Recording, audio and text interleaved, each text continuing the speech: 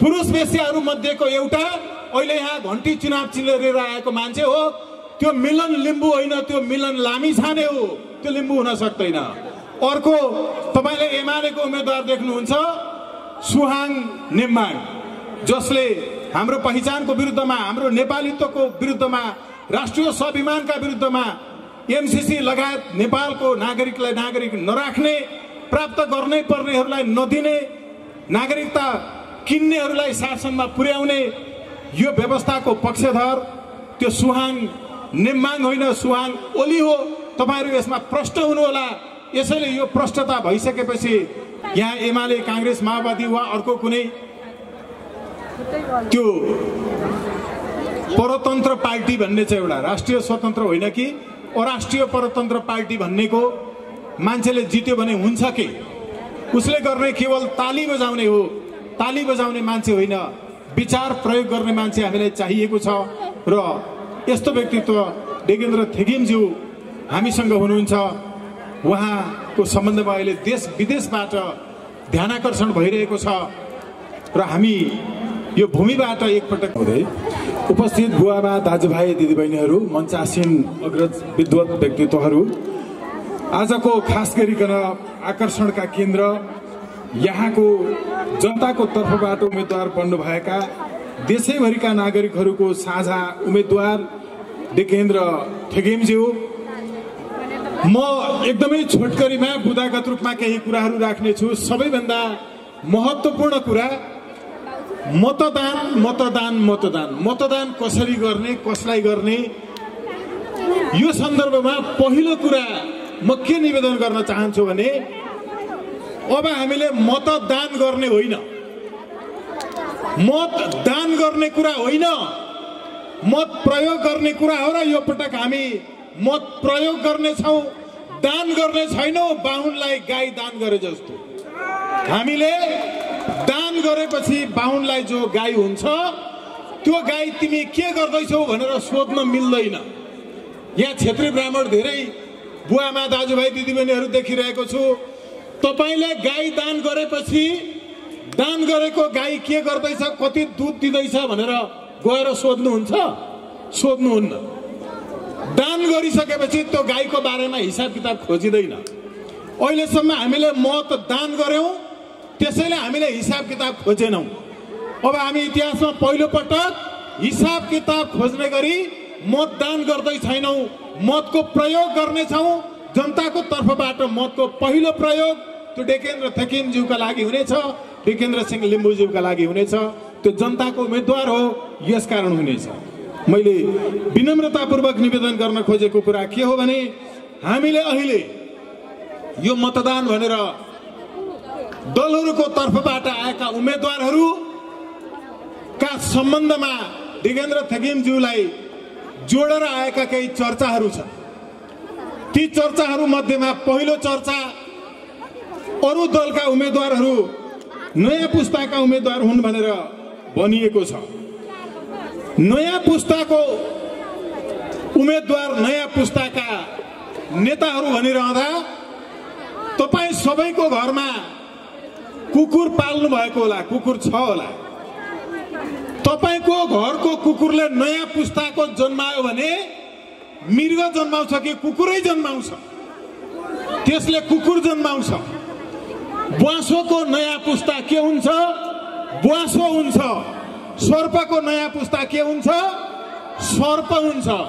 जसको पुरानै विचारहरू बोकेर हिँडिरहेका छन् तिनीहरू मरेका लासहरू हुन् र लासहरू कहिले नयाँ हुन सक्दैनन्। तपाईले मरेका लास बोकेका, पुराना विचार बोकेका मान्छेलाई मतदान गर्नुभयो, मतको प्रयोग भनेर मत हाल्नुभयो भने त्यो नयाँलाई हुँदैन, त्यो पुरानैलाई हुन्छ। र जम्मामा तपाईले मान्छेलाई भोट हाल्नु भएको हुन्न, तपाईले उम्मेदवारलाई भोट हाल्नु भएको हुन्न, तपाईले मासुको थुप्रोलाई भोट हाल्नु भएको हुन्छ। अहिले भनेका युवाहरू मासुका थुप्राहरू हुन्। मासुका थुप्राहरू किनबेच हुन्छन्। हामी खरिद बिक्रीमा परेर मासुका थुप्रामा मत प्रयोग गर्दै छैनौं। यो पटक हामी साँच्चै जिउँदो मान्छेलाई, जिउँदो विचारलाई हाम्रो मत प्रयोग गर्न लागिरहेका छौं। र इतिहासमा पहिलो पटक वास्तवमा पहिचानको यो विषय संस्थागत रूपमा हाम्रो संघीय संसदसम्म पुग्न लागिरहेको छ। यसका लागि तपाईँ हामी तयार हुनुपर्ने अहिलेको समय आएको छ। अघि हामीले भन्दै थियौँ, पटक पटक विश्वेन्द्र पासवानज्यूले पनि, हाम्रो गोपाल किरातीज्यूले पनि, युग पाठकज्यूले पनि दोहोऱ्याउनु भएको छ कि षड्यन्त्र भयो भने हामीले प्रश्न देखिसकेका छौँ। डेगेन्द्र थकिमज्यूले जितिसक्नु भएको छ। यसैले अरू दलहरूले नमुना मतपत्रमा मुडा चुनाव चिन्ह हटाएर छापेर गाउँ गाउँमा लगेर छरिरहेका छन्। उनीहरूले हार स्वीकार गरिसकेका छन्। सबैभन्दा ठुलो र पहिलो प्रतिस्पर्धा डेगेन्द्र थेगिमज्यू समक्ष उहाँसँग भएको छ। उनीहरूले बुझिसकेका छन्। तर षड्यन्त्रपूर्वक हराइयो भने त्यसपछिको परिणाम राम्रो हुने छैन भनिसक्नु भएको छ पूर्ववक्ता मित्रहरूले। त्यो भनेको के हो? यदि षड्यन्त्रपूर्वक हराइयो भने खतरा हुनेवाला छ भनेको के हो? त्यो के हो भने पहिले पनि राष्ट्रपतिको, प्रधानमन्त्रीको, मन्त्रीका, पार्टीका, दलका शीर्ष नेताहरूका सुरक्षाकर्मी बनेका अङ्गरक्षकहरू खास गरिकन आदिवासी मूलवासी र जनजाति समुदायको तर्फबाट हुनुहुन्छ।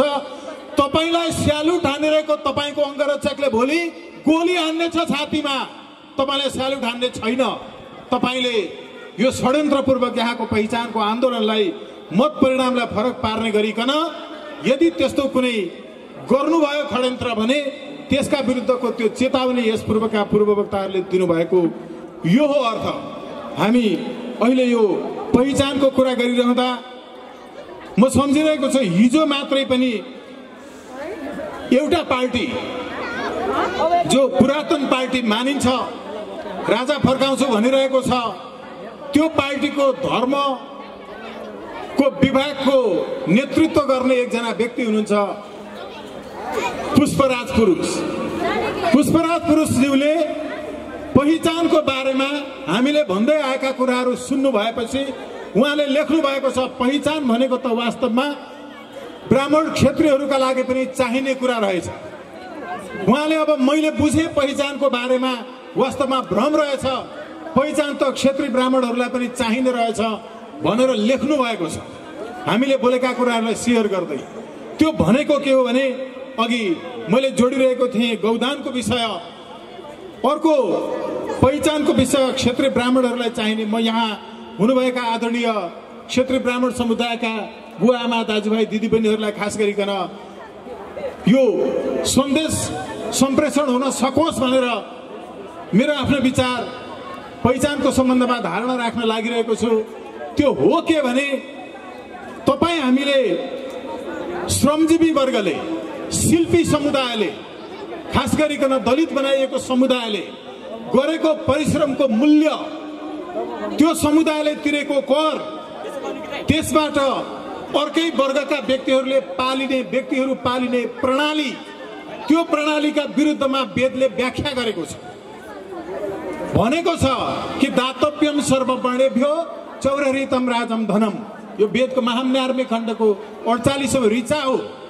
यसले के भन्छ भने नसक्नेहरू, फरक ढङ्गले सबल व्यक्ति भनिन्छ, अपाङ्ग व्यक्तिहरू भनिन्छ, उनीहरूले तिरेको करहरू, सीमान्तकृत अल्पसंख्यक समुदायले तिरेको कर उनीहरूकै सेवा सुविधाका लागि खर्च गर्नुपर्छ।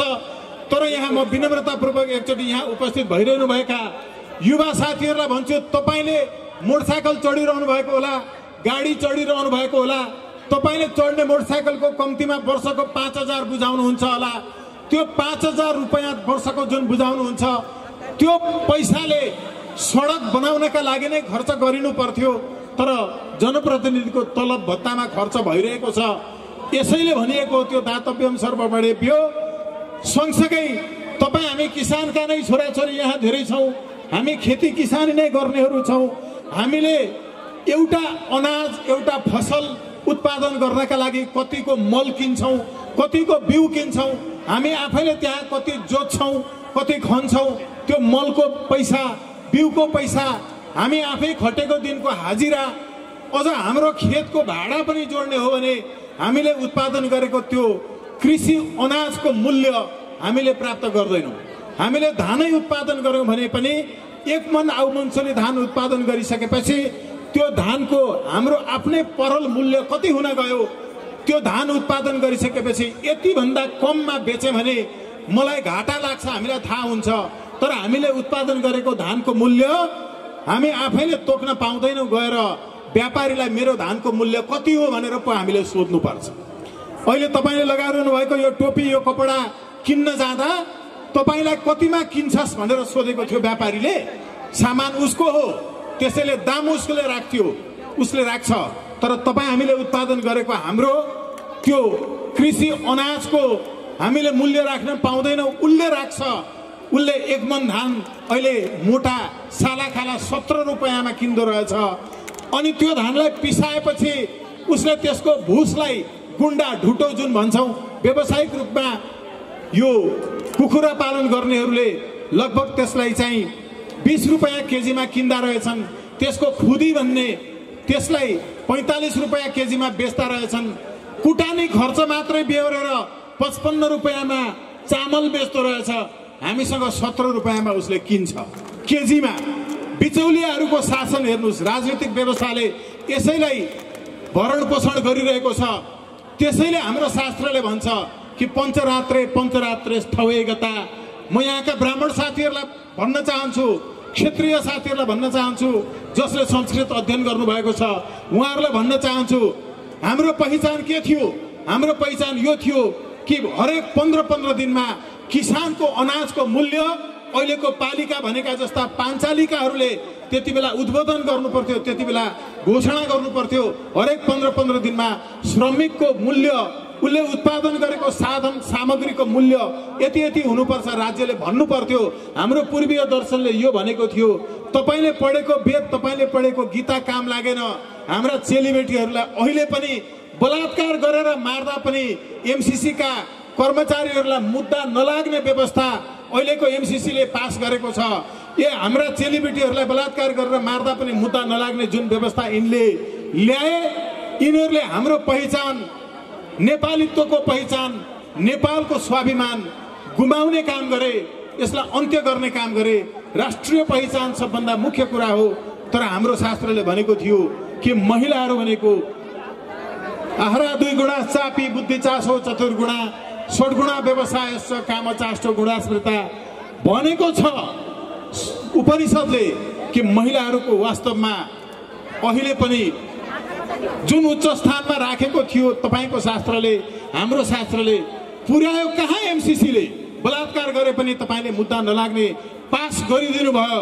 कांग्रेस एमाले माओवादीहरूले यो गरे। यसकारण हाम्रो पहिचान, हाम्रो चेलीबेटीहरूको रक्षा, हाम्रो आफ्नोपन गुमेर गएको भएको हुनाले यति बेला पहिचानको रक्षाको आन्दोलनको यो सुरुवाती भूमि हामी इलामको क्षेत्र नम्बर 2 मा छौं। यहाँबाट मेरो पनि यो देशको सबै जात जाति समुदायको पहिचान वास्तवमा कायम रहन सक्छ। हामीले यो निष्कर्षमा पुग्यौं। अध्ययन गरेका साथीहरू, तुलनात्मक ढंगले हामीले अनुसन्धान गरेका साथीहरूले यो पहिचानको भूमि जहाँबाट आन्दोलनको सुरुवात भयो त्यहाँ ऐक्यबद्धता जनाउनु पर्छ।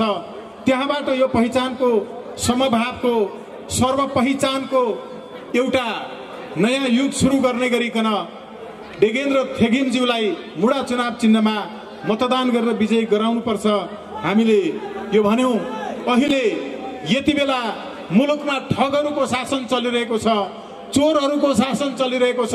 नेपालमा अहिले जुन शासन चलिरहेको छ यो शासनलाई प्रजातन्त्र भनिदैन, यसलाई अंग्रेजीमा क्लेप्टोक्रेसी भनिन्छ, यसलाई चोरतन्त्र भनिन्छ। चोरहरूको शासन मिलिजुली खानका लागि बेग्ला बेग्लै नाम गरेका एउटै दलहरू यति बेला एक भएका छन्। तपाईलाई यो भनिदैछ कि यहाँ राई लिम्बू साथीहरूकै जनजाति आदिवासी मूलवासी साथीहरूको मत बाँडिनेवाला छ। एउटै समुदायका मान्छेहरू उम्मेदवार बनेका छन्, यसकारण भोट बाँडिन्छ र जित्न चाहिँ फेरि पनि एमसीसी का दलालहरूले जित्ने छन्। उनीहरू अहिलेदेखि डंका पिटिरहेका छन्। तर हो के भने साथीहरू, जो अहिले यहाँ हिजो बेलुकासम्म माओवादीको कार्यकर्ता थियो, आज पार्टीको टिकट पाउने बित्तिकै घण्टी भनेर हिँड्यो, त्यो हिजो बेलुकासम्म माओवादी भएको आज बिहान 81 अर्कै कुनै दलको सदस्य कसरी हुन सक्यो? यसलाई भनिन्छ राजनीतिक वेश्यावृत्ति, अझ यसलाई भनिन्छ राजनीतिक पुरुष वेश्याहरू। राजनीतिक पुरुष वेश्यालाई अंग्रेजीमा जिगोलो भनिन्छ, पोलिटिकल जिगोलो। अहिले यो देश साँच्चै व्यवहारमा पनि पुरुष वेश्याहरूले चलाइरहेका छन्। पुरुष वेश्याहरू मध्येको एउटा अहिले यहाँ घण्टी चुनाव चिलेर आएको मान्छे हो। त्यो मिलन लिम्बू होइन, त्यो मिलन लामिछाने हो। त्यो लिम्बू हुन सक्दैन। अर्को तपाईले एमालेको उम्मेदवार देख्नुहुन्छ सुहाङ नेम्बाङ, जसले हाम्रो पहिचानको विरुद्धमा, हाम्रो नेपालीत्वको विरुद्धमा, राष्ट्रिय स्वाभिमानका विरुद्धमा एमसीसी लगायत नेपालको नागरिकलाई नागरिक नराख्ने, प्राप्त गर्नै पर्नेहरूलाई नदिने, नागरिकता किन्नेहरूलाई शासनमा पुर्याउने यो व्यवस्थाको पक्षधर त्यो सुहाङ नेम्बाङ होइन, सुहाङ ओली हो। तपाईहरु यसमा प्रष्ट हुनु होला। यसैले यो प्रष्टता भइसकेपछि तपाईहरुको मत बाँडिनै छैन। यो तपाई सबैले बुझ्नु भएको छ, तपाईलाई थाहा छ। तर तपाईहरुलाई यस्तो पनि लागिरहेको छ कि अहिले नै यो कुरा भनिहाल्यो भने गाउँठाउँ हो, गाह्रो हुन सक्छ। मनमा तपाईलाई लागिरहेको छ हरेक पटक जितेर जाने मान्छेहरूले फेरि पनि उस्तै गर्छन्, अर्कोलाई जितायो फेरि उस्तै छ। एउटा कथा सानो सुनाउन चाहन्छु। एउटा रुखमा चराहरू साँझै पछि हराउँदा रहेछ। त्यो रुखमा छेउमा एउटा शिकारीले आएर पहिला चारा छर्दो रहेछ। त्यो चारा छरेको देखेपछि चराहरू चारा टिप्न आउँदो रहेछन्। अनि शिकारीले जाल बिछाइरहेको हुन्थ्यो। पहिला जालले छपक्कै सबै चराहरू टिपेर लिएर जान्थ्यो। केही बाँचेका चराहरू साँझै पछि रुखमा फर्केर रुने गर्थे। हरेक साँझमा रुने ती चराहरूको पीडा देखेर एकजना ऋषिले यी चराहरूलाई बचाउनु पर्यो अब भनेर आए। चराहरूलाई सिकाए, एउटा मन्त्र दिए। त्यो मन्त्र के थियो भने शिकारी आउँछ, जाल बिछ्याउँछ, चारा छर्छ, जानु हुँदैन, खानु हुँदैन, गयो भने मरिन्छ। मन्त्र यही थियो। शिकारी आउँछ, चारा छर्छ, जाल बिछ्याउँछ, जानु हुँदैन, खानु हुँदैन, गयो भने मरिन्छ। शिकारी आउँछ, जाल बिछ्याउँछ, चारा छर्छ, खानु हुँदैन, जानु हुँदैन, गयो भने मरिन्छ भनेको भने रटेर पुरा कण्ठ बनाएछ। चराहरूले यो कण्ठै बनाए। शिकारी आउँछ, जाल बिछ्याउँछ, चारा छर्छ, खानु हुँदैन, जानु हुँदैन। एक दिन शिकारी आएर जाल बिछ्यायो। हेर्दैछन् चराहरू, गीत गाउँदैछन् अहिलेको मन्त्र। शिकारी आउँछ, जाल बिछ्याउँछ, चारा छर्छ, खानु हुँदैन, जानु हुँदैन भन्दै भन्दै हेरिरहेछ जाल बिछ्याएको। आएर छ्याप्पै जाल बिछ्याइहाल्यो, चारा पनि छर्यो। चारा छर्छ, खानु हुँदैन, जानु हुँदैन भन्दै भन्दै चराहरू गएर चारा खान थालिहाले। भन्दै भन्दै खान थाले। त्यसपछि छपक्कै टिपेर जालबाट लिएर गइहाल्यो। अहिले फेरि पनि चारा छर्न आएका छन् शिकारीहरू। तपाईलाई चारा छर्न आएका छन्। तपाईले फेरि बिर्सिँदै हुनुहुन्छ। अस्ति खाएको चाराले तपाईको शिकारीले तपाईको मतको अधिकार छिनेर लिएर गएपछि त्यसले केही गरेन। यो पनि अस्ति आउने शिकारी जस्तै थियो, तपाईलाई थाहा चाहिँ छ। तर फेरि पनि चारा खानका लागि हामी गइहाल्ने त्यही चराको जस्तो स्थितिमा हामी छौँ। यो पटक राम्रोसँग बुझ्नुपर्ने छ। अघि चाराको विषयमा पनि भन्नुभएको छ। राष्ट्रगानबाट कार्यक्रम सुरु भएको थियो। राष्ट्रगान हामीले अहिले जुन गाइरहेका छौँ, व्याकुल माइला राईले लेख्नु भएको यो राष्ट्रगानका विषयमा हामीले हिजो पनि चर्चा गरेका थियौँ। जसको असमावेशी प्रकृति छ, यसलाई पनि यति बेला स्वीकार गरेर पहिचानको आन्दोलनमा लागेकाहरूले पनि राष्ट्रगानबाट कार्यक्रम सुरु गरेको मैले देखेको छु।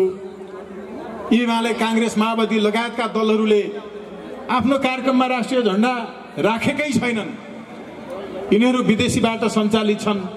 कार्यक्रमको सन्दर्भमा पनि हामीले यति बेला साँच्चै सोच्नुपर्ने, हामी कहाँ छौँ, उनीहरू कहाँ छन्। यी सबै सन्दर्भहरूलाई म अन्त्यमा कसरी कन्क्लुड गर्न चाहन्छु भने हामीले इतिहासमा पहिलो पटक साँच्चै एउटा निर्वाचन क्षेत्रको मात्र उम्मेदवार होइन, मुलुकलाई अब कता लग्ने भन्ने तर्फको एउटा विचार राख्ने व्यक्ति संसदमा पठाउन लागिरहेका छौँ। अघि गोपाल किरातीज्यूले भन्नुभएको छ कि यहाँ एमाले, कांग्रेस, माओवादी वा अर्को कुनै त्यो परतन्त्र पार्टी भन्ने चाहिँ एउटा राष्ट्रिय स्वतन्त्र होइन कि अराष्ट्रिय परतन्त्र पार्टी भन्नेको मान्छेले जित्यो भने हुन्छ के? उसले गर्ने केवल ताली बजाउने हो। ताली बजाउने मान्छे होइन, विचार प्रयोग गर्ने मान्छे हामीलाई चाहिएको छ। र यस्तो व्यक्तित्व डेगेन्द्र थेगिमज्यू हामीसँग हुनुहुन्छ। उहाँको सम्बन्धमा अहिले देश विदेशबाट ध्यानाकर्षण भइरहेको छ र हामी यो भूमिबाट एकपटक फेरि यहाँका सबै जात जाति समुदाय वर्ग लिङ्ग धर्मका व्यक्तिहरू एक बनेर समभावको सर्वपहिचानको एउटा सन्देश विश्वलाई नै दिने गरिकन यो पटकको मतदान, मैले जो अघि भनेको थिएँ दानको रूपमा होइन, मतको अधिकारलाई प्रयोग गर्ने गरिकन मुडा चिन्हमा मत हालौँ र अत्यधिक बहुमतले डेगेन्द्र सिंह थेगिम लिम्बुज्यूलाई होइन, तपाईँ हामी जनताको उम्मेदवारलाई विजयी गराउँ। उहाँलाई कुनै दलले टिकट दिएको होइन, अरू उम्मेदवारहरू दलका मात्र उम्मेदवार हुन्। ती उम्मेदवार पनि फेरि जितेर गइसकेपछि तपाईँले एक थोक भनेर भोट हाल्नु भएको हुन्छ, उसले अर्कैतिर भोट हालिदिन्छ।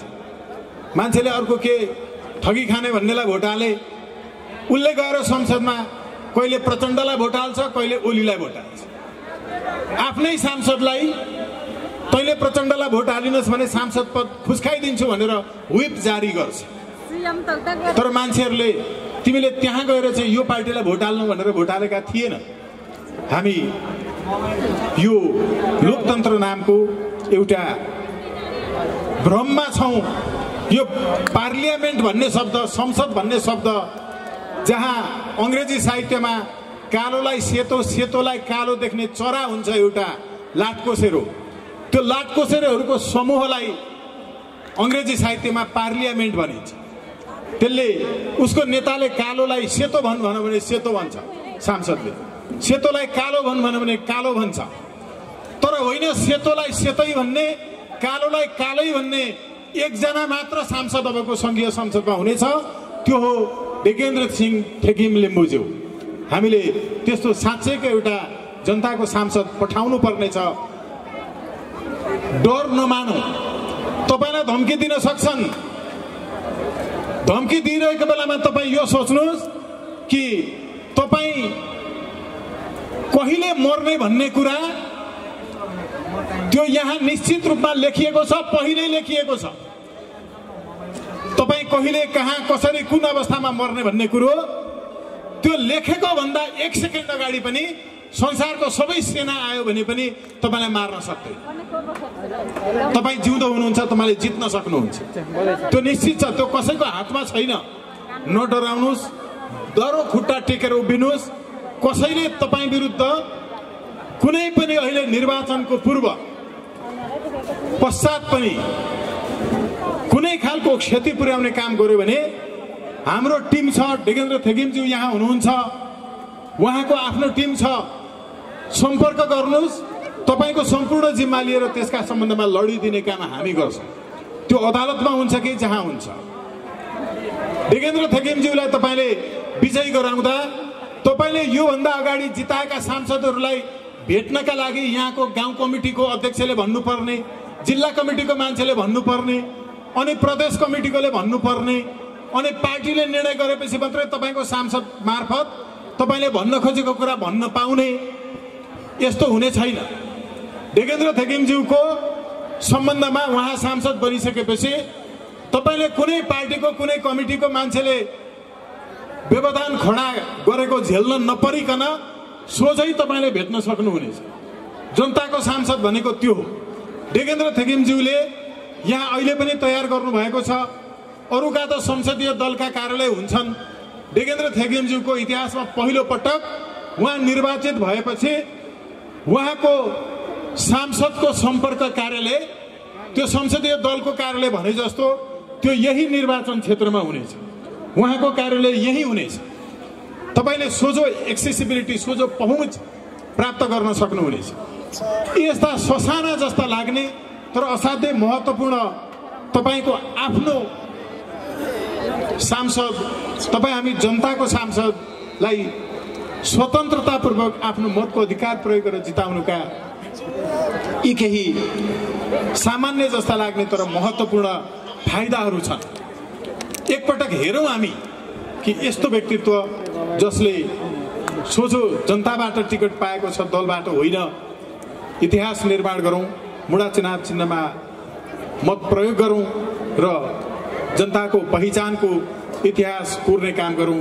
पुनः म अन्त्यमा एकपटक कृपया यो ब्राह्मण, क्षेत्री, राई, लिम्बू इत्यादि होइन,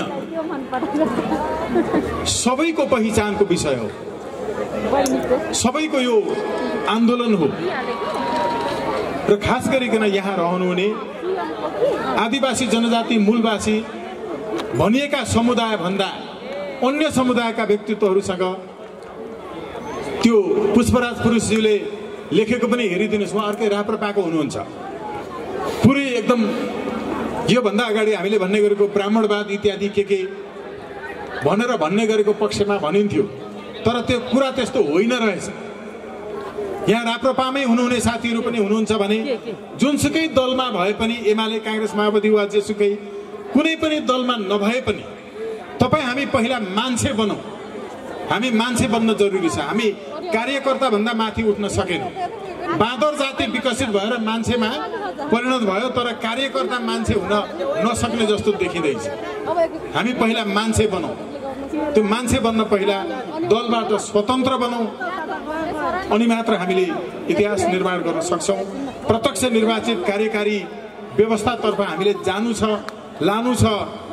बिक्री हुने सांसद होइन, सरकार, मुलुकको जनता तपाईँ हामी आफैले हालेको प्रत्यक्ष भोटबाट बन्ने व्यवस्था ल्याउनु छ।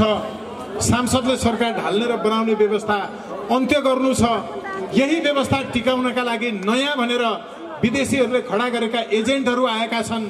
हामीलाई नयाँ नयाँ पाकेटमारहरू चाहिएको होइन। अहिले हामीले आफ्नो पाकेटमार आफै छान्न पाउने मात्र अधिकार प्रयोग गरेका छौँ यो भोटबाट। यसैले पुनः निष्कर्षका साथ निवेदन गर्छु कि डेगेन्द्र थेगिमज्यूलाई हामी एउटा समुदायको उम्मेदवार नसम्झौँ।